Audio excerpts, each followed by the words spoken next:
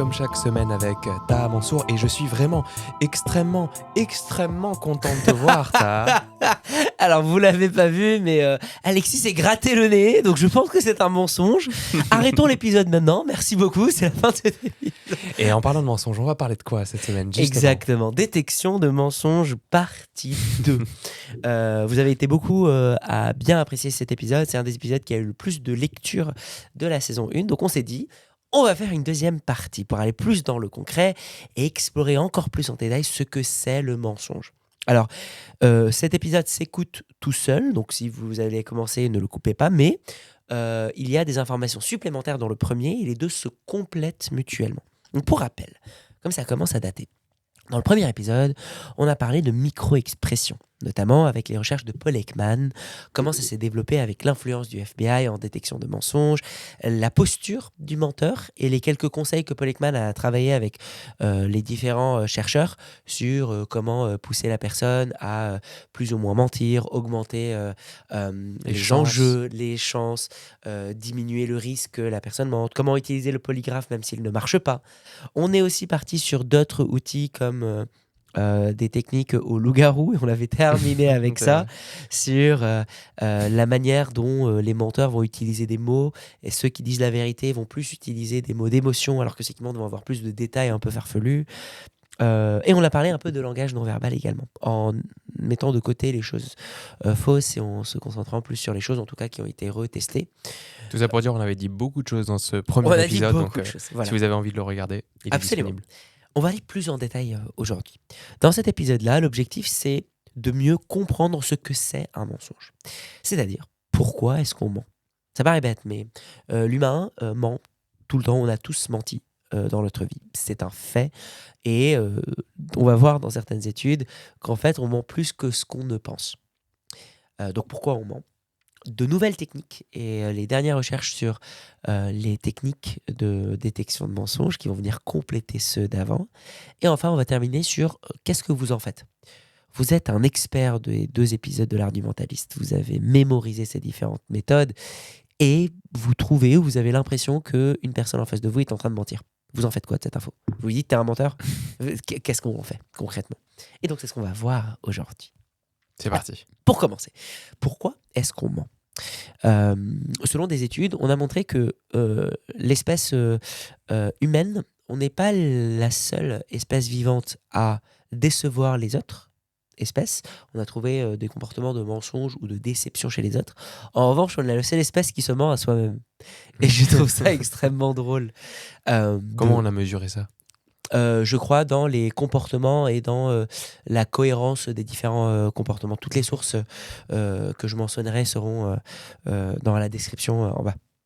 Pourquoi on ment ? Robert Feldman, un chercheur en psychologie, a beaucoup travaillé sur l'origine du mensonge. Et selon lui, le mensonge vient forcément en lien avec l'estime de soi. Soit parce qu'on veut garder une image positive de nous-mêmes, soit parce qu'on veut garder une image positive pour les autres, ou alors parce qu'on veut réduire les frictions et les tensions qu'on pourrait avoir avec quelqu'un.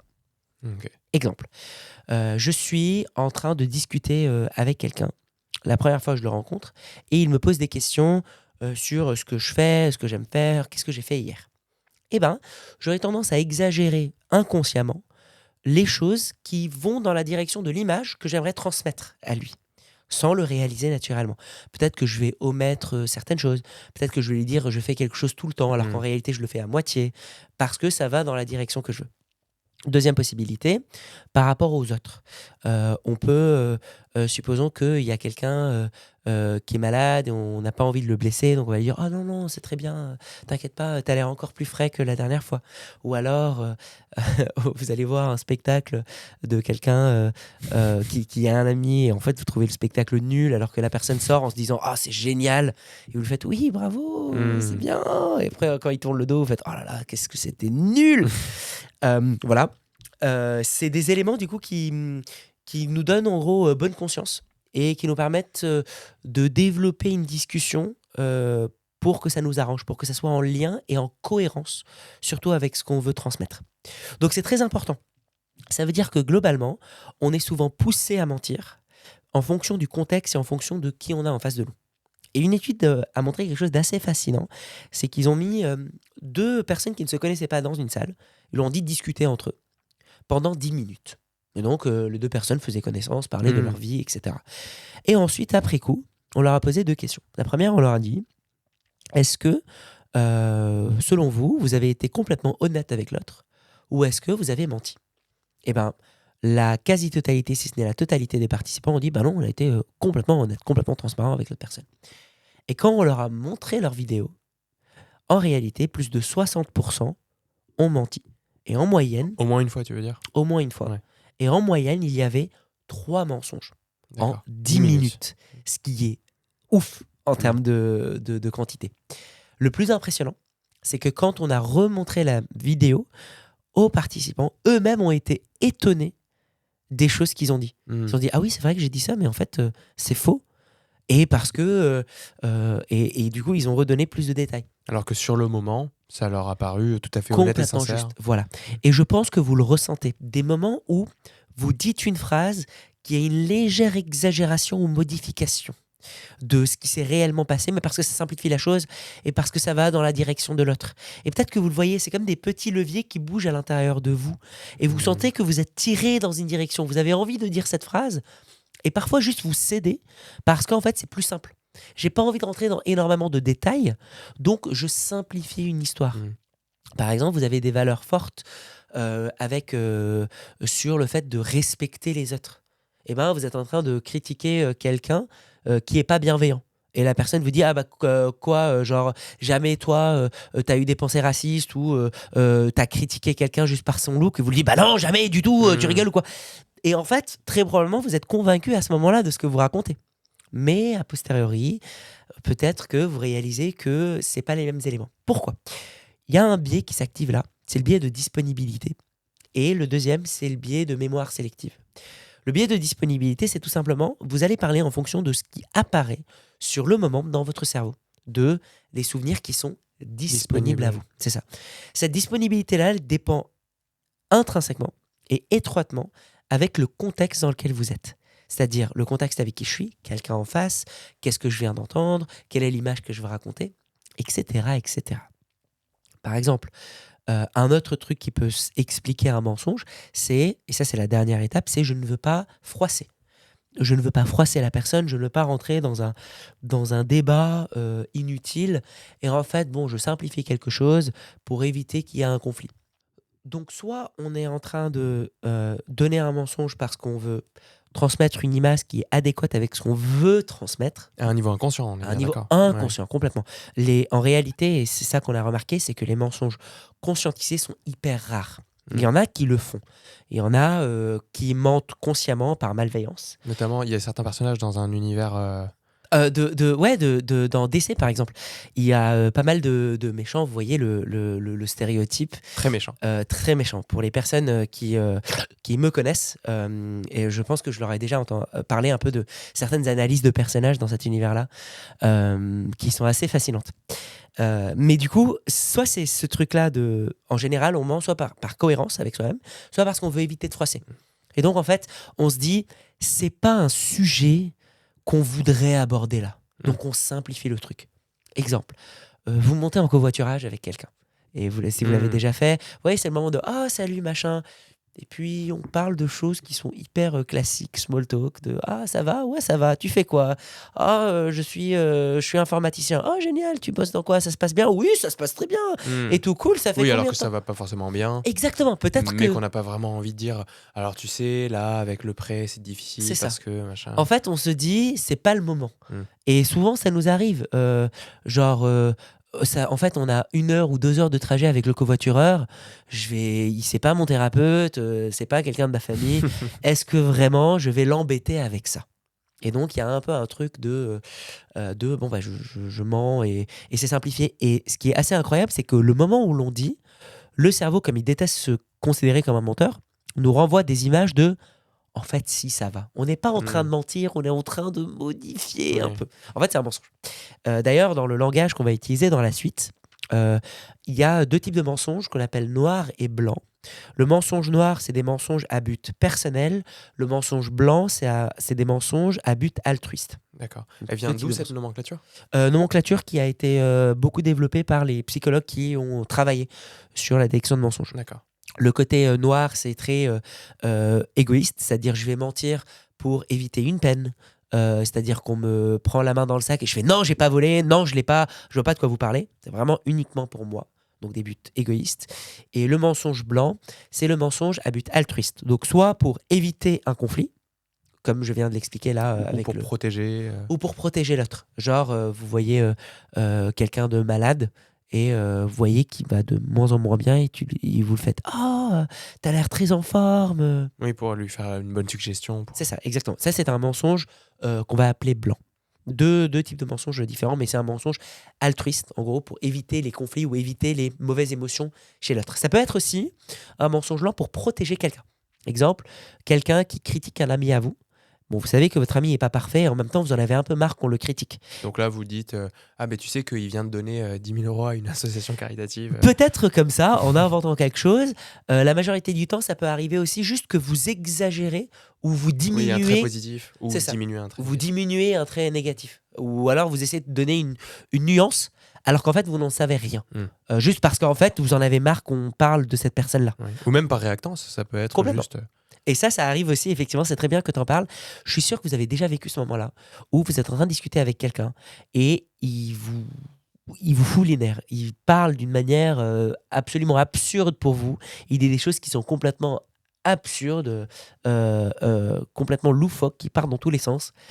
Et vous commencez et vous réalisez live que vous êtes en train de défendre des positions qui ne sont pas les vôtres. Juste parce que vous voulez aller à l'extrême opposé de ce que la personne vous dit. Et même si la personne en face vous dit quelque chose avec lequel vous êtes d'accord, vous avez envie de lui dire « mais pas du tout, mais pas du tout !» Et après coup, vous vous dites « mais pourquoi j'ai dit ça ?» Mais alors que, pourquoi ?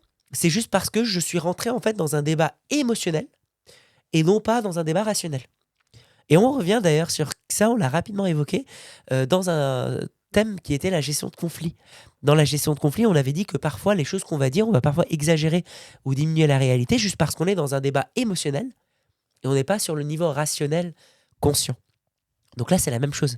Ce débat de mensonge, on va dire, parfois on va le dire juste parce que, en fait, on est pris dans une position. On est pris dans un truc et c'est hyper désagréable a posteriori parce qu'on se dit « Waouh, la vache, la personne m'a poussé à mentir. » Alors que, voilà, c'est pas le cas. D'ailleurs, si on fait un lien avec un ancien épisode qui était le cerveau prédictif, on voit aussi que ça joue. Si vous étiez dans un contexte et votre cerveau anticipait quelque chose qui allait se passer d'une certaine manière, eh ben, il va aussi vous amener les différents souvenirs en fonction de cette anticipation-là. Et donc, vous allez changer aussi les mots que vous allez utiliser pour raconter des événements, juste pour que le contexte dans lequel vous êtes se passe de la bonne manière, de la manière anticipée. Là, on est vraiment sur une définition qui est ultra large du mensonge quand même. Absolument. C'est plutôt sur comment on façonne notre réalité. C'est vraiment... Mais en soi, si on définit mensonge d'une manière hyper simple, c'est dire quelque chose qui n'est pas aligné avec notre réalité. C'est-à-dire, je dis quelque chose, parce que s'il y a quelqu'un qui croit au fait, qui dit j'ai vu une fée chez moi, peut-être qu'il dit la vérité. Le mensonge, la définition, c'est dire quelque chose qui n'est pas aligné avec notre perception de la réalité. Mais dans le cas de la discussion avec l'étranger pendant 10 minutes... Justement, c'est là où je reviens sur cette étude-là qui a été faite par Robert Feldman, où en fait, quand ils ont mis les deux étrangers l'un avec l'autre, eux, dans le moment même, ils avaient l'impression qu'ils disaient la vérité. A posteriori, quand ils ont vu la vidéo, ils se sont dit « Ah bah là, on a menti là et là et là. » Donc, ils ont réalisé qu'ils ont dit des phrases qui n'étaient pas alignées avec leur perception de la réalité. En tout cas, en fonction du moment, la part d'eux qui fait de la communication... C'est ça. Puisque en fait une personne c'est très complexe donc Exactement. En fait, pour aller encore plus loin, on peut aussi se dire, et c'est un peu ce que encourage Robert Feldman, c'est de valoriser au maximum la vérité et de dire la vérité et d'être authentique, même si ça frustre, même si ça peut blesser l'autre, mais tout en trouvant un équilibre. Pourquoi ? Parce que y a des études qui ont montré que en fait un petit mensonge, donc le moment où on cède à cette facilité-là, plus on le fait, plus on aura tendance à faire des mensonges de plus en plus grands Et ça a été une des causes qui pousse à la dépression. C'est-à-dire qu'on peut tendre vers une dépression, un état émotionnel négatif hyper fort, si on ment beaucoup. Donc, une autre stratégie inverse serait de se dire, en fait, le moment où je sens ça bascule, parce que c'est des moments intérieurs, hein. C'est vraiment des moments où je suis en train de parler et je sens que, est-ce que je peux généraliser ou est-ce que je vais dire ça? Et bien, l'idée, c'est de se dire, je peux me forcer, et ça, c'est quelque chose de beaucoup plus sain, à être hyper précis. Simon Sinek, qui est l'auteur de Start With Why, en parle dans une de ses conférences. Et il explique notamment que, sans mentir, on peut quand même trouver un langage qui va être 100% vrai et qui ne va pas blesser l'autre, juste en expliquant un contexte différent. Parce qu'effectivement, la majorité des gens se disent, en fait, soit, si on reprend l'exemple du covoiturage, soit je mens, et dans ce cas-là, c'est plus simple, soit je dis la vérité et ça va le saouler. Mais en fait, il y a un autre moyen. Et l'autre moyen, c'est de faire la séparation des choses. Déjà, on pourrait se dire que le faire dans une position assertive. Par exemple, déjà, position assertive. La deuxième, c'est Simon Sinek qui donne un exemple. Il était allé voir une amie à lui. Et pareil, spectacle. Et il n'a pas du tout apprécié le spectacle. En sortant du spectacle, elle est allée, elle était dans l'énergie et tout. Elle lui a fait alors, t'en as pensé quoi? Analyse. L'analyse, c'est que à ce moment-là, cette personne-là, son amie, elle n'est pas capable d'entendre toutes les critiques objectives qu'il a à faire sur le spectacle. Parce qu'elle est dans l'émotion, elle est dans l'analyse, elle est dans son élément, en fait. Et du coup, elle ne va pas pouvoir capter même les feedbacks positifs qu'il va pouvoir lui dire. En revanche, du coup, nous, on a tendance à se dire, je la suis dans son enthousiasme, on va le faire, ouais, c'est trop bien, j'ai passé un super moment. Et en fait, l'équilibre, c'est la justesse et la précision. Ce qu'il lui a dit, il lui a dit, écoute, ça me fait trop plaisir de voir là que tu as kiffé ton moment sur scène.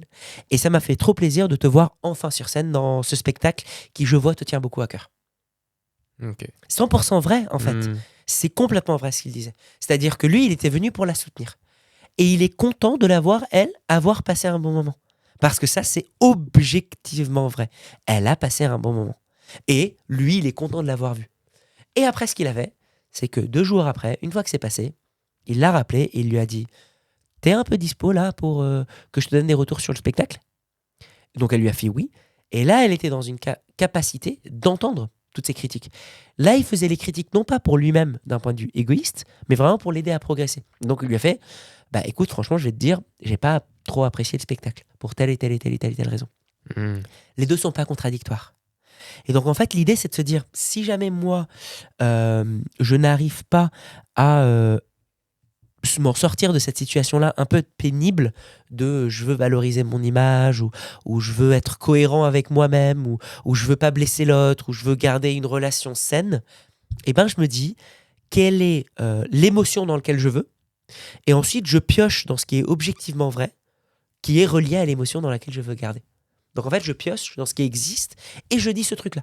Je suis en train de faire, disons, un travail éditorial plutôt qu'un travail d'extrême, d'aller soit dans l'un, soit dans l'autre. Parce que s'il lui avait dit « Oh non, c'était nul », ça aurait un peu gêné leur relation.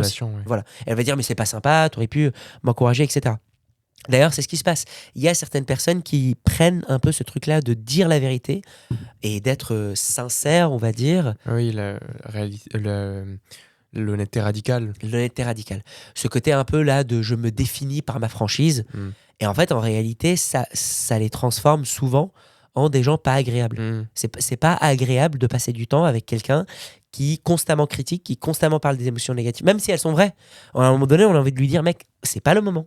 Oui, puis après, surtout si la personne, du coup, ne fait plus du tout preuve d'empathie et qu'elle ignore complètement, effectivement, qu'il y a des contextes pour pouvoir avoir certaines discussions. C'est ça. Donc, par contre, plus on s'entraîne à être hyper précis et focalisé sur ce qu'on raconte, mieux c'est. Et ce travail de précision, en fait, plus vous le faites, moins vous tombez piège là-dedans. Néanmoins, maintenant qu'on voit pourquoi on ment, on peut aussi arriver dans des mensonges qui sont de plus en plus graves. Exemple, un criminel, lui, il a ses propres raisons, entre guillemets. S'il est pris par un flic, il va mentir, souvent. Là, du coup, il y a un vrai questionnement de il faut réussir à déterminer si la personne ment ou dit la vérité. d'où tout le travail dont on avait déjà exploré dans la partie 1. Vous êtes manager, vous travaillez en collaboration avec quelqu'un, vous sentez que l'autre, et vous commencez à avoir des preuves, disons que l'autre a fait des choses pas ouf, ou a fait des choses fautes, et vous sentez qu'il vous ment, pour se protéger, hein, bien évidemment. On revient toujours sur le truc de la cohérence avec l'estime de soi, ou l'image positive de soi-même qu'on va envoyer. Bah, malgré tout, vous avez quand même envie d'avoir la vérité, parce que ça peut avoir des conséquences dangereuses. Donc, comment on peut faire ? C'est là où on arrive sur d'autres techniques qui sont de plus en plus utilisées et qui vont être beaucoup plus fiables. Un point important déjà, est-ce que les hommes mentent plus que les femmes ? C'est un vrai point. Il y a eu plusieurs études là-dessus, notamment une étude qui a montré que, en fait, les hommes ont tendance à mentir plus que les femmes sur les mensonges noirs, alors que les femmes ont tendance à mentir plus que les hommes sur les mensonges blancs. C'est tout à leur honneur. C'est intéressant. C'est tout à leur honneur. Mais en moyenne, quand même, les hommes apparemment mentent plus que les femmes. En plus. Voilà, en moyenne. Il y a eu plusieurs explications évolutionnistes là-dessus. Plusieurs théories, si ça vous intéresse, vous pouvez regarder un peu tous les développements. Certains disent que, en gros, l'homme avait plus de chances de se reproduire s'il mentait et s'il exagérait ses capacités avec une femme, et donc plus de chances de transmettre ses gènes. Et donc, il y avait un truc un peu de survie, potentiellement. L'homme était souvent, si on regarde d'un point de vue évolutionniste encore, dans des positions de protégé ou pas, parce que c'était lui qui allait le plus à la guerre ou à l'affront contre des clans. Donc valoriser sa force intérieure permettrait d'éviter les conflits et les débats, alors que la femme qui, elle, avait une position plutôt de développement de la maison, etc., plus elle disait la vérité, plus il pouvait savoir exactement les soucis qu'il pouvait y avoir, et donc avancer plus rapidement. Bref, il y a plusieurs modèles là-dessus. Vous acceptez pas. De toute façon, c'est des conjectures. On n'était pas là il y a des milliers d'années, donc on ne peut pas vraiment savoir. Dans tous les cas, on voit aujourd'hui que les hommes ont tendance à plus mentir pour leur ego, tandis que les femmes ont plus tendance à mentir pour valoriser l'autre ou pour éviter de froisser. Voilà. Vous faites ce que vous voulez de cette information.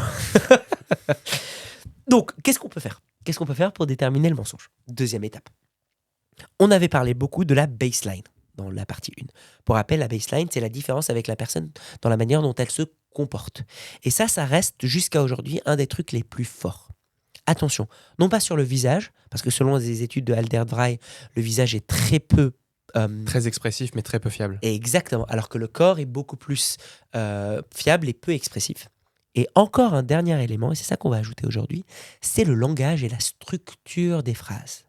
En réalité, la structure des phrases va changer drastiquement quand on ment par rapport à quand on dit la vérité. Ou en tout cas, quand on essaie de cacher quelque chose ou quand on est sous stress. Je m'explique. Selon une étude de Timothy Luke, un menteur aura tendance à donner moins de détails qu'une personne qui dit la vérité. Et aura tendance par contre à éparpiller ses informations ailleurs. Le menteur ? Le menteur. D'accord. Comment est-ce qu'on peut déterminer un menteur à ce moment-là ? Si on a un doute sur ces détails, on peut utiliser des techniques de questionnement. Et en fait, c'est quoi les techniques de questionnement ? C'est juste que, comme on avait dit tout à l'heure, un mensonge, c'est quelque chose qui se joue beaucoup sur l'interaction. Donc en fait, je ne suis pas en train de me baser sur quelque chose de réel, je suis juste en train de réagir par rapport à comment toi tu me mets, par rapport à mon cerveau prédictif, par rapport à l'image que j'ai envie de transmettre. Donc c'est très probable qu'à un moment donné, je vais dire deux choses opposées sur un même élément. Et donc la personne en face, le détecteur de mensonges, son job, ça va être de poser des questions différentes pour essayer de voir si oui ou non il y a des oppositions. Attention là-dessus, il y a eu des cas où des personnes ont effectivement avoué par exemple un crime, mais parce qu'ils ont cédé à une pression. Et parce que le questionnement était tellement large et tellement projectif, c'est-à-dire qu'on disait à la personne qu'as-tu fait quand tu es rentré dans cette salle et que tu as fait ce truc ? Quelle était ta réaction, ton émotion quand tu tenais le couteau, quand tu regardais la personne ? Ça, sous une émotion forte, ça peut créer des faux souvenirs. Oui, et puis dans le cas où on nous met la pression, une pression très forte... on aura tendance même à mentir dans le sens opposé, juste pour enlever cette pression. C'est-à-dire, je me dis je mens pour que je me libère de cette pression-là. Et après, comme le cerveau veut garder une cohérence, il va transformer le souvenir transformant le mensonge en réalité. Robert Cialdini en parle beaucoup dans son nouveau livre Persuasion, où en fait, il illustre énormément de différents cas de personnes qui ont été incriminées à tort à cause de cette pression. Donc, attention aux techniques de questionnement, vraiment. La seule chose à se dire, c'est que si on a une structure de phrase qui commence à être un peu différente, avec beaucoup trop de détails, par exemple, si on revient sur le Pinocchio Effect dont on avait parlé dans la partie 1, on peut se dire que potentiellement, il y a ça. Deuxième chose, on peut étudier la structure inhérente des phrases, c'est-à-dire comment la personne construit ses phrases. Où est-ce qu'elle met ses adjectifs? Où est-ce qu'elle met ses pauses? Où est-ce qu'elle met ses fins de phrase? Est-ce qu'elle a tendance à dire je beaucoup? Est-ce qu'elle a tendance à parler objectivement? Si on prend par exemple un modèle, les métaprogrammes en PNL, qui décrivent en gros comment une personne va structurer une phrase, est-ce qu'elle va être extérieure-intérieure, est-ce qu'elle va être chronique ou pas, et les métaprogrammes en PNL vont être un excellent outil pour comparer ça à la baseline. Si la personne a un moyen de parler d'une manière très précise, et d'un seul coup elle commence à changer la structure de phrase, elle commence à ajouter un regard extérieur, elle commence à être semblablement beaucoup plus empathique, c'est qu'il y a quelque chose de différent, en tout cas, avec cette expression-là. Et d'ailleurs, il y a eu une étude qui a été faite par Van der Zek, Popé et Bouillon, 3 psychologues français, qui ont essayé de voir si oui ou non on pouvait étudier avec une IA et des modèles prédictifs les mensonges de célébrités sur Twitter. Okay. En fonction de leurs tweets. Ah, et ils sont intéressés en fonction des structures, des mots qu'ils utilisent, etc. Exactement. Intéressant. Et ils sont intéressés sur Donald Trump. Okay. Ils ont pris énormément de ses tweets et notamment, ils ont vérifié avec la réalité a posteriori, avec des investigations. C'est-à-dire, il y avait des fois où il disait des choses sur des tweets et puis on réalisait qu'en fait, c'était un mensonge. Et d'autres fois où il disait des choses vraies et effectivement, c'était vrai. Ils ont mis des modèles prédictifs là-dessus. Et en fait, ils ont trouvé des modèles où ils arrivaient à prédire les mensonges de Donald Trump à 73% de précision. Ce qui est incroyable en termes de précision. Très précis. Donc ça veut dire que Donald Trump, quand il fait ses tweets, il a un moyen très prédictible, très prévisible de mentir ou de dire la vérité. Hyper intéressant. Donc voir sur la structure des phrases. Deuxième chose aussi, un point hyper intéressant développé par Joe Navarro en 2003, c'est la réaction face à des détails. Et là, c'est plus intéressant que le questionnement où on va pousser la personne. Il y a une immense différence entre questionner en brute force la personne et risquer qu'elle mente, en fait, parce qu'elle subit trop une pression, plutôt que, en fait, la mettre face à un détail que le détecteur de mensonges n'était pas censé connaître. Et on voit juste comment elle réagit. Et là, on utilise tous les tels avant de langage non-verbal, de tension, d'ouverture des yeux, même des micro-expressions de Paul Ekman, si vous voulez, mais des expressions de choc, de gêne, etc. Exemple. Une des études qui a été faite, un des exemples qui a été donné, c'était une personne qui avait commis un meurtre. Et qui avait, non pardon, pas commis un meurtre, mais commis un viol. Les viols sont très compliqués à prouver parce que, à part le témoignage de la personne violée et à part le témoignage de la personne qui a présentement violé, on n'a pas d'autres informations, en tout cas on a très peu, surtout sur la notion de consentement. À quel point le consentement était avant, après, et c'est un vrai gros débat. Il y a énormément de viols qui sont passés à côté. À l'inverse, aujourd'hui, on tombe aussi dans un truc de plus en plus de choses qui présentement et apparemment étaient consentées au début, sont présentées comme des viols a posteriori parce que la personne a changé sa relation avec la personne avec qui elle avait, et donc du coup ça défraie les choses. Bref, c'est très complexe comme sujet. Un autre truc qu'ils ont fait avec une des études en 2003 et 2004, il me semble. Et juste du coup, par rapport à cette personne-là, il s'était passé quoi? Justement, avec cette personne-là, il y avait eu, par d'autres informations, un fait qu'il avait apparemment eu une discussion sur la relation entre la victime et ses parents. Il avait eu une information sur ça qu'un autre témoin avait eu. Il me semble, si mes souvenirs sont bons, qu'il avait dû parler par ailleurs ou dû noter une information qu'il n'était pas censé connaître sur la relation entre ses parents et la victime. Voilà. Un questionneur, du coup, un des policiers qui le questionnait, a continué de le questionner, est-ce que tu l'as violé, etc. Machin. Donc la personne continue à nier tout ça. Et à un moment donné, lui a sorti, dis-moi, à quoi tu pensais quand tu as parlé du lien familial qu'avait la victime pendant que tu la violais. Et là, la personne en face a écarquillé les yeux, a commencé à pleurer, a tout avoué. Pourquoi ? Moi, ça me fait penser encore à cette idée de mettre la personne dans une situation dans laquelle elle va être dans une situation avec plus de stress et donc il va y avoir plus de chances qu'elle nous dise la vérité et on va aussi augmenter ses signaux de mensonge si jamais elle mentait quand même. C'est ça. Dans son La impression. différence aussi, pourquoi est-ce que c'est du stress ? C'est qu'il y a quelque chose qui résonne beaucoup plus profondément. Si ce n'était pas le cas, en fait, si je te dis à quoi tu pensais quand tu as dit ça, enfin, mais j'ai jamais dit ça. Alors que si je te sors une information que je n'étais pas censé savoir, ça sous-entend en fait, je sais. Et on revient sur une des postures dont on avait parlé dans le premier épisode, comme tu disais, qui est si tu es persuadé que la personne en face de toi, c'est la vérité, à quoi bon mentir ? Puisque la personne est convaincue. Donc, en te confrontant à quelque chose qui est une information que je n'étais pas censé savoir, ou à une projection de cette information-là, eh ben la personne avoue. C'est un schéma qu'on voit beaucoup d'ailleurs dans la fiction. Il y a 2 séries que moi j'adore, qui utilisent beaucoup ça, notamment dans Détective Conan, qui est un manga et ensuite fait en film japonais que j'adore, qui a suivi toute mon enfance, où en gros il y a très rapidement un jeune étudiant en université qui aide beaucoup les flics parce que c'est quelqu'un un peu à la Détective Conan, à Sherlock Holmes, qui analyse tout, qui est hyper intelligent, et à un moment donné tombe dans un réseau de mafieux, il lui donne une pilule et il devient un gamin. Voilà, mais il a toujours ces mêmes capacités de réflexion. Okay. Et donc, il aide toujours les flics, mais en étant gamin. Mais bref, il a ses propres stratégies.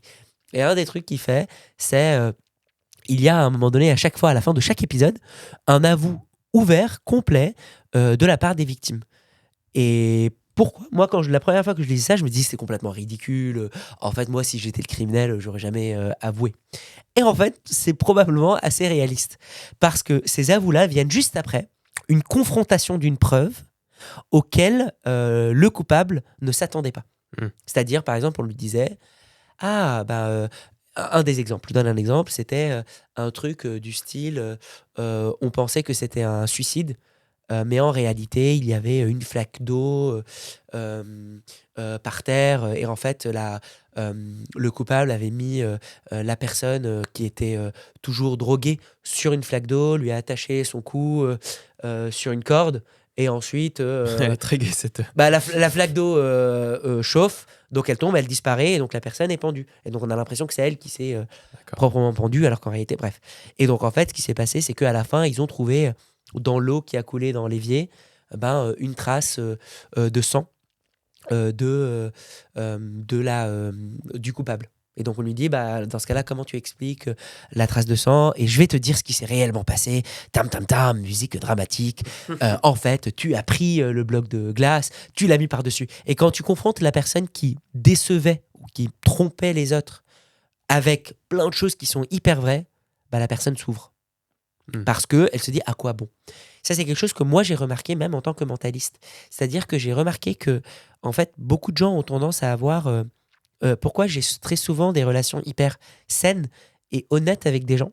C'est parce que quand ils me voient en spectacle, par exemple, déterminer des détails et des informations hyper précises, en utilisant plein de différents outils, et techniques et trucages, ça crée un truc inconscient de à quoi bon. Et donc, bizarrement, c'est pas une peur et un côté de vouloir décevoir l'autre qui se développe. Au contraire, sauf si bien sûr vous n'êtes pas assertif et vous êtes arrogant, au contraire, ça développe quelque chose d'hyper sain. En fait, je vais m'ouvrir. Parce que la personne sait des choses. Donc cette information-là est hyper intéressante. Prenez un détail.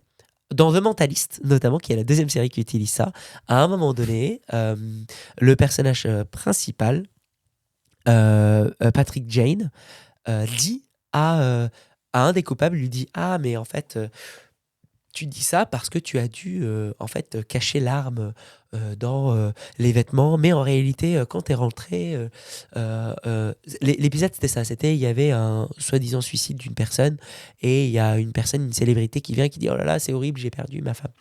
Et Patrick Jane passe un peu dans la maison et lui dit qu'est-ce qu'elle t'a dit, comment est-ce qu'elle t'a annoncé votre rupture? Il fait quoi, ma rupture? Il fait comment elle t'a annoncé votre rupture? Parce que moi je te dis c'est simple, t'es rentré. Là en haut, j'ai trouvé des vêtements hyper bien rangés. Si effectivement hyper bien rangés et il y avait des cartons qui étaient faits, ça souvent c'est fait quand la personne a envie de quitter l'autre. Et donc je pense que voilà ce qui s'est réellement passé. T'es rentré, elle voulait te quitter, t'as pété un plomb et tu l'as tuée. Donc j'aimerais savoir quelle est la phrase qu'elle t'a dit qui t'a poussé à la tuer. Et donc l'autre explose et révèle tout. Et après, les policiers demandent à Patrick Jane, mais quelles ont été les preuves que tu as fait? Parce qu'à un moment donné, même Patrick Jane lui dit, arrête de mentir, on a trouvé tes empreintes sur tel truc. Et l'autre avoue. Et Patrick Jane leur dit, non, j'ai pas trouvé d'empreinte. C'est juste que... C'est du bluff. C'est du bluff. Par contre, ce que le bluff fait, c'est que si c'est vrai, effectivement, la personne va dire la vérité parce qu'il se dit, ça y est, ils m'ont découvert. Alors que si c'est faux, la réaction va être, n'importe quoi, montrez-moi en fait, montrez-moi les empreintes, montrez-moi le truc, je vois pas de quoi vous raconter. Et donc, il va y avoir pas la même réaction. Là, c'est juste un truc de, arrête de mentir parce que ça ne sert à rien, je te connais. Un peu comme le polygraphe. Donc, technique hyper forte. D'autres éléments reliés à l'effort mental de mentir. Plus on rentre dans du mensonge, plus ça demande un effort mental parce que ça demande d'être cohérent avec ce qu'on a dit avant et en même temps travailler des choses. Et se souvenir aussi. Et se souvenir aussi. Tout ça développe deux signaux, des pauses plus longues et des pauses plus développées dans les phrases que la baseline, toujours. Et deuxième chose, une tension plus forte. C'est-à-dire, un menteur, contrairement à ce que l'on croit, aura tendance à plus vous fixer dans les yeux qu'une personne honnête qui, quand là tu me parles et quand tu me vois en train de parler, tu as dû remarquer que mes yeux partent partout dans tous les sens. Parce qu'on décroche, on n'est pas conscient, en fait c'est un peu des mouvements inconscients qui se mettent en place. Alors que quand je demande un effort mental, j'aurais tendance à me figer. Et donc ça serre les épaules, ça serre le dos et il y a une friction, un côté figé de regarder. Ce signe se trouve aussi sous stress. C'est pour ça, il faut trouver un équilibre entre... c'est pourquoi que quand on pousse trop une personne sous pression, elle va avoir les mêmes signaux que la personne qui ment. Donc c'est aussi un équilibre. C'est comment j'arrive à émerger ces signaux-là sans projeter dans mes questions une croyance hyper forte ou alors mettre une personne sous stress.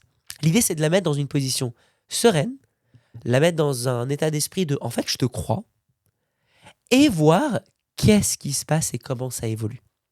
Et ça, c'est une posture qui va être assez utile. Mais on va aller encore plus loin.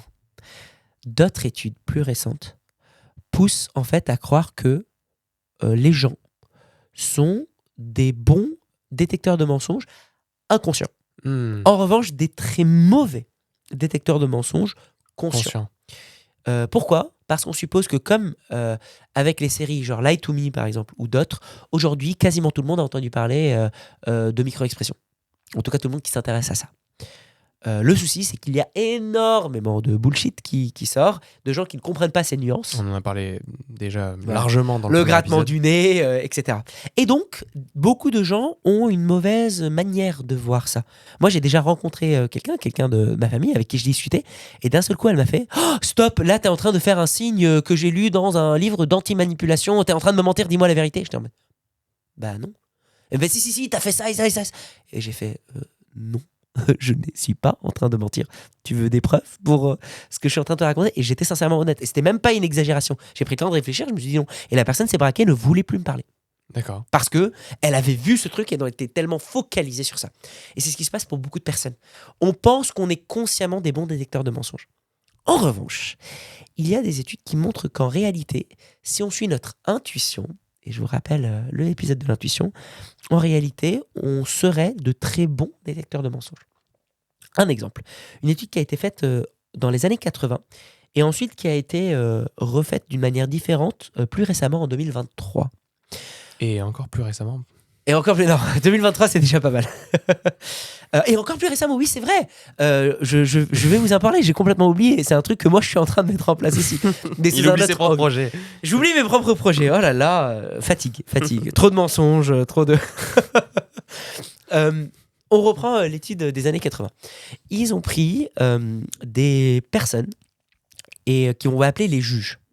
Les juges, c'est des gens qui ont demandé, on faisait passer différents participants, différents sujets devant eux. et les juges devaient juste dire si oui ou non le sujet mentait.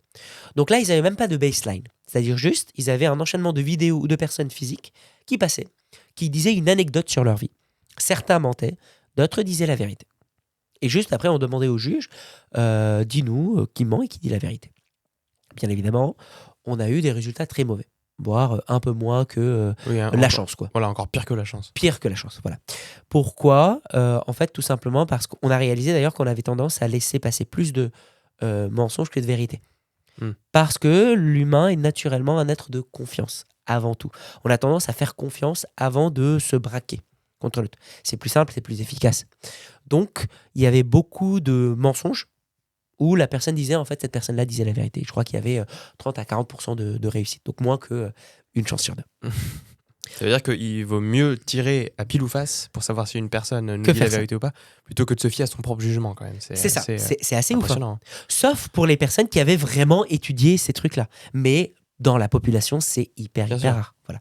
Donc c'est là l'équilibre aussi. Les mentalistes. Sauf les mentalistes. Voire même certains mentalistes ont l'impression qu'ils savent, mais en fait, racontent de la merde. Deuxième chose par contre qui était intéressante de ça, c'est qu'il y avait pour certains juges, le cadrage, les psychologues leur disaient, vous allez voir plusieurs personnes qui mentent, trouvez les menteurs. Ce qui en soi est la même question, mais le cadrage est légèrement différent. La première phrase c'était dites qui ment et qui dit la vérité. D'accord. Et là c'était trouver qui ment. Et bien juste en changeant ce cadrage-là, en mettant l'attention sur le mensonge, et bien pareil, ils étaient plus mauvais que la chance, mais ils ont laissé passer moins de vérité. C'est-à-dire que ils sont devenus juste plus stricts. Plus strict. Et donc, le moindre truc, le moindre geste, la moindre hésitation, on se disait oh, il a hésité, il a menti. Il a cligné 2 fois des yeux, il a menti. Il a dégluti la gorge, il a menti. Et ça, toutes ces phrases-là, c'est des clichés que les juges utilisaient, mais qui sont complètement pas du tout utilisables. Parce que, je sais pas, peut-être que la personne a vu de la lumière, peut-être que... etc. Donc, les deux étaient mauvais. Et là, vous vous dites, mais oui, mais du coup, pourquoi est-ce qu'on est naturellement des bons détecteurs de mensonges ? C'est la suite de l'expérience. Dans la suite de l'expérience, on a pris les mêmes juges et on leur a dit « Je sais que vous avez dit que cette personne a menti ou dit la vérité. Maintenant, sur une échelle de 1 à 10 de vérité, 1 étant 100% sûr qu'il ment, 10 étant 100% sûr qu'il dit la vérité, où est-ce que vous placez cette personne ?» Et il laissait faire. Et là, c'est drôle. Les personnes en réalité qui mentaient, eh bien les juges les plaçaient en moins crédibles, moins vrais que les personnes qui disaient la vérité. Mais toujours plus que 5. Oui. C'est-à-dire... Dit la vérité, mais moins que l'autre qui dit vraiment la vérité. Et c'est ça où c'est assez incroyable, c'est que du coup, par exemple, il disait ah bah lui, je le mets 6. Mais vous êtes sûr qu'il dit à 100% la vérité ? Oui. Mais que à 6. Donc je suis sûr à 100%, mais à 6 sur 10 sur la vérité. C'est très contradictoire. Et à l'inverse, ceux qui disaient vraiment la vérité, bah, ils les mettaient à 8 ou 9. Et donc maintenant, les psychologues ont étudié un autre truc. Plutôt que voir la parole de la personne sur si vrai ou faux, ils ont mis la barrière non pas sur 5, mais sur 70 ou 75 à peu près. Donc, dans le côté vérité. En mettant la barrière là, les gens avaient plus de 80% de chances de détecter les vrais mensonges et les vraies vérités. Ce qui est incroyable en termes de taux de réussite. En prenant leur décision, en utilisant ce modèle-là, cette échelle-là. Donc ça veut dire qu'il y a une échelle inconsciente où, en fait, il y avait une barrière très nette à travers lesquelles les gens classaient les personnes qui disaient réellement la vérité plus fort que les personnes qui mentaient. Mais tous disaient la vérité selon eux. Et donc ça pousse à croire qu'en fait, on aurait inconsciemment un moyen. Pourquoi ? Eh bien, parce qu'on est des êtres sociaux, ça fait des années, des centaines et des milliers d'années qu'on interagit avec les autres. À un moment donné, on a su percevoir tout ça d'un point de vue intuition. Et on en a déjà parlé dans l'épisode sur l'intuition. Mais l'intuition, on l'écoute de moins en moins. Elle est de plus en plus brouillée par justement tous ces messages conscients de se gratter le nez, de regarder, etc. Alors que si on arrête de se fier à ça et qu'on ne fait que regarder l'autre, et suivre son intuition sur le « je sens qu'il y a un truc qui ne va pas ». Je le crois, hein, mais... Mais je sens, voilà. Et bien ça, c'est assez fiable en réalité. Et d'autres expériences en 2023 ont essayé et réussi à remettre en place ces expériences-là, ont poussé les personnes à suivre leur ressenti. On les laissait juste aller et on se disait, juste suivez votre ressenti. Ne réfléchissez pas sur si ça marche ou si ça marche pas, mais juste laissez-vous aller. Et il y avait des résultats hyper forts. Conclusion, utilisez la structure de phrase, mais avant tout aussi, suivez votre intuition. Cette intuition-là dont on avait parlé dans l'épisode avant. Donc pas de la réflexion. C'est-à-dire un moment effectivement qui ne sort de nulle part. Un truc de, tiens, j'ai l'impression qu'il me cache quelque chose. Et voyez comment vous pouvez y aller. Dernière étape, qu'est-ce que j'en fais ? J'ai analysé une personne. La personne m'a menti, a changé de baseline. Je sens d'un point de vue intuition et elle a changé sa structure de phrase. Bon, ça commence à faire beaucoup. Qu'est-ce que j'en fais de cette info ? Je vais pas la confronter. Je vais pas lui dire tu mens. Parce que de toute façon, ça sert à rien. Sauf si vous êtes flic, on ne va pas réussir à créer un lien efficace. Comment faire du coup pour avancer sans froisser la personne en face ? Eh bien, votre manière de faire, c'est d'exprimer ce que vous avez ressenti, votre intuition, ce que vous avez perçu aussi. C'est-à-dire si vous avez vu des changements de structure, si vous avez vu que la personne vous avait dit un truc puis un autre. Donc tous ces éléments-là, on va en parler. On va dire, tiens, tu as changé ta manière de t'exprimer. C'est ça. On va les exprimer, mais le plus important, c'est de mettre une posture de curiosité derrière. Et non pas de dire, regarde, tu m'as menti. Dire, là tout à l'heure, tu m'as dit telle phrase, et là tu me dis ce détail-là. Je suis pas sûr de bien comprendre. Tu peux m'expliquer ? Mais dans une vraie posture de curiosité, pas dans une posture suspicieuse. Non, une vraie posture. Parce qu'on pourrait dire, tiens, c'est bizarre quand même. Voilà. Tout à coup, tu te sois mis et ça va braquer encore plus la personne. Plus vous mettez dans cette posture-là, plus la personne va répondre d'une manière émotionnelle et donc rentrer dans tout ce qu'on expliquait au tout début de l'épisode, c'est-à-dire ce truc-là de forcer la direction, forcer le moment où vous justifiez quelque chose, même si la personne en face de vous se dit à ce moment-là, en fait, elle est en train de mentir, mais elle va pas vous l'avouer. Parce que le mensonge est très fort. D'ailleurs, les études en 2023, justement, qui ont réussi à montrer qu'on arrivait à mieux ressentir, c'est quand ils ont arrêté de dire aux gens « ressentez les mensonges », mais ils ont demandé aux gens « ressentez les moments où la personne était moins sincère ou moins vraie ». Et du coup, ça enlève toutes les barrières et toutes les associations négatives et d'émotionnelles et éthiques et morales autour du mensonge. C'est vrai que ça ouvre plutôt de la curiosité que... C'est ça. Mais par contre, je l'exprime. Même si je sens que la personne me cache quelque chose, je pourrais lui dire « tiens, écoute, là, ces 3 dernières fois où je te parle de ça, j'ai l'impression que tes phrases étaient beaucoup plus courtes. Et j'ai l'impression que tu me caches quelque chose. Qu'est-ce qui ne va pas par rapport à ce projet ? Et je suis vraiment curieux. Je suis vraiment dans l'optique d'ouvrir la personne. Si j'ai senti qu'elle a été stressée, je lui dis j'ai l'impression que quelque chose que j'ai dit ou quelque chose que tu as dit a l'air de te stresser. Pourquoi ? Qu'est-ce qui se passe pour toi ? Et là, en fait, on n'est pas en train de parler de mensonge. On est juste en train de parler de stress. La personne se sent moins coupable. Elle réalise qu'elle est tombée dans un truc. Et plus elle va sentir la confiance, plus elle va s'ouvrir. Et c'est comme ça que vous pouvez utiliser ça à votre avantage. Si vous sentez pareil qu'il y a quelqu'un qui est hyper pas honnête avec vous, plutôt que de le confronter, vous allez le confronter face aux preuves. Par contre, vous allez le faire dans une posture de curiosité.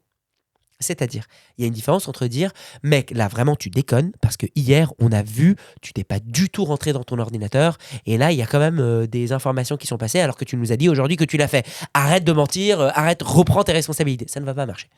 Alors que si je dis à la personne « alors, je ne sais pas pourquoi tu dis ça. Aujourd'hui, je ne sais pas pourquoi tu dis que tu as bossé tardivement hier parce que selon le registre des appareils, personne n'a utilisé ton ordinateur hier. Qu'est-ce qui se passe ? Et je suis vraiment curieux. Et là, la personne aura tendance à s'ouvrir. Ou alors, si elle est malhonnête, si elle est malsaine, si effectivement elle fait ça dans un mensonge noir, dans un objectif égoïste, pas du tout à l'écoute de l'autre, elle-même va se tirer une balle dans le pied. Parce que du coup, elle va commencer à être hyper agressive elle-même. Elle va commencer, elle se déchaîner. Et elle va elle-même se contredire. À partir de ce moment-là, vous n'avez plus besoin de voir si elle ment ou s'il dit la vérité. Si à un moment donné, la personne vous dit A, puis elle vous dit B, mais de manière hyper directe, et qui n'est pas due à une émotion ou à un contexte stressant, c'est bon, vous avez votre aveu, vous avez tout ce que vous voulez en fait. Donc il n'y a plus rien à faire. Donc c'est ça la posture à avoir la plus utile. C'est-à-dire, j'utilise tout ce que j'ai, tout ce que vous avez appris là dans les 2 premiers épisodes, et tout ce que vous pourrez lire encore, vous exprimez ça, et vous partagez avec l'autre. Vous mettez la personne dans une posture de 1, il ou elle sait que vous connaissez des choses. Et 2, il ou elle se rend compte que ça ne sert plus à rien de mentir. Et donc, vous ouvrez et vous poussez dans quelque chose de beaucoup plus sincère. Super. Avant de passer sur le tips, notre petit passage de réponse aux questions. Merci encore aux personnes qui nous posent les questions d'ailleurs sur Patreon et qui nous soutiennent. Génial. Merci pour ces questions. Là encore, on vous met le lien du Patreon dans la description juste en dessous. Et c'est le moment de passer aux tips pour cet épisode, pour cette semaine. Exactement. On a déjà, encore une fois, pas mal de choses qui sont très concrètes. Qu'est-ce qu'on peut faire là ? Un tips concret que vous pouvez faire, c'est, comme on a dit depuis le début, le mensonge arrive très souvent parce que la personne est forcée dans un coin et si elle veut garder la cohérence de son image ou elle veut pas froisser l'autre, elle est obligée de mentir. Donc comment je peux faire pour sortir une personne de ce contexte-là, pour la pousser à dire la vérité ? Ça fait penser à Sun Tzu, l'art de la guerre. Il y a une des règles, c'est il faut toujours laisser une porte de sortie à l'adversaire pour qu'il puisse fuir, parce que sinon ils vont se battre en n'ayant plus rien à perdre et ils vont être beaucoup plus forts. Hyper intéressant. C'est exactement ça. Là, l'idée, c'est de se dire, en fait, je enlève la pression du mensonge. J'enlève le truc de, quand on réalise qu'on a dit un mensonge, c'est très difficile d'un point de vue égo, sauf justement pour les gens qui suivent les conseils de notre cher Robert et qui essayent d'être le plus précis possible, ce qui est un excellent exercice d'ailleurs, je vous le conseille. Mais pour beaucoup de personnes qui n'ont pas ce travail-là, l'ego va reprendre et on aura tendance à inventer encore plus de choses pour cacher le premier mensonge. Donc c'est une boucle infinie. Le truc que vous pouvez faire pour aider la personne en face, pour avancer, pour vraiment apprendre des choses, vous lui enlevez la pression. Vous lui dites, écoute, là, j'ai vu que tu as fait ça, t'es sous stress, t'es sous pression, c'est OK. Mais c'est vraiment en termes de posture. C'est ça. Et en fait, vous dites à la personne, c'est OK. Je sais que ce que tu viens de me dire là, c'est pas exact. C'est OK. Reprenons à zéro. Est-ce que tu peux me redire ce qui s'est passé exactement à ce moment-là ? J'oublie complètement tout ce qui s'est passé juste avant. J'enlève la pression. Je lui dis, en fait, il n'y a plus de comparaison de cohérence. Là, je reprends à zéro. Oui, il s'agit vraiment d'offrir un cadre sécure dans lequel la vérité peut éclore. C'est ça, exactement. Et donc, donner ce cadre-là où la personne se sent OK et elle peut prendre du recul sur les mensonges aussi ou les exagérations qu'elle a fait. Et si vous faites ça, vous allez percevoir un truc très joli, c'est que quand la personne reprend son histoire, elle va vous dire, elle va essayer de se justifier. Souvent, elle se met d'ailleurs en position de soumission. Mais il va y avoir des justifications du style, alors oui, tout à l'heure, je t'avais dit ça, mais en fait, c'est pas exact. Vous, restez neutre. Tranquille. OK. C'est quoi le vrai ? Oui, parce que en fait, voilà, là, j'avais dit 5, mais en réalité, c'était 2. Là, j'avais dit que j'avais passé toute la soirée, mais en fait, voilà, ma fille était malade, et donc, du coup, j'ai passé que 1 heure. Bref, je peux pas. Et en fait, OK, cool. Merci pour ça. Et vous enlevez toute la pression et vous remerciez la personne. Super. Vous mettez la personne à l'aise de « c'est cool, enlève tout ça, mon objectif, c'est d'avancer, je m'en fous de si t'étais cohérent ou pas. » Surtout pas « oh, je bosse pas avec les hypocrites. » Voilà. Super. En plus, on peut imaginer qu'une fois qu'on aura construit ce lien de confiance, la personne, elle sait que ça sert à rien de mentir puisqu'elle peut dire la vérité. Exactement. Donc, et puis, elle va avoir envie de faire en sorte d'honorer ce lien de confiance et de se conduire d'une bonne manière. Complètement. Ça créera un lien de confiance beaucoup plus fort. Génial. Et on va parler de quoi la semaine prochaine ? La semaine prochaine, on va parler de quelque chose qui est un peu relié à cet épisode-là, qui est comment est-ce qu'on peut améliorer nos relations avec les autres. Et ce conseil-là va être très important aussi même pour tout ce qui est commerciaux et les gens qui travaillent dans le marketing, le commerce, les vendeurs, etc. C'est la notion de minimiser l'effort perçu. Quelque chose de hyper central et qui est hyper important pour l'expérience client ou l'expérience de la personne avec qui vous passez un moment. Eh bien, à la semaine prochaine. À la semaine prochaine.